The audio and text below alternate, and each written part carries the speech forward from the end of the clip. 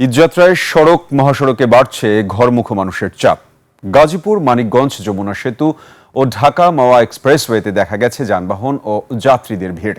গাজীপুরে ঢাকা টাঙ্গাইল ও ঢাকা ময়মনসিংহ মহাসড়কে শিল্প কলকারখানার ধাপে ধাপে ছুটি শুরু হওয়ায় যাত্রী চাপ বেড়েছে। বৃষ্টির কারণে কয়েকটি স্থানে পানি জমে যান চলাচল ধীরগতি হয়েছে। অন্যদিকে যমুনা সেতুর পশ্চিম সংযোগ মহাসড়কে যানবাহনের চাপ থাকলেও নেই যানজট। নির্বিঘ্নে চলাচল করছে বাস, ট্রাক সহ সব ধরনের যানবাহন। স্বস্তিতে বাড়ি ফিরছেন উত্তর ও দক্ষিণাঞ্চলের যাত্রীরা। দ্রুত পারাপারের জন্য পদ্মা সেতুর সব টোল বুথ চালু রাখা হয়েছে। মোটরসাইকেলের জন্য করা হয়েছে আলাদা লেন।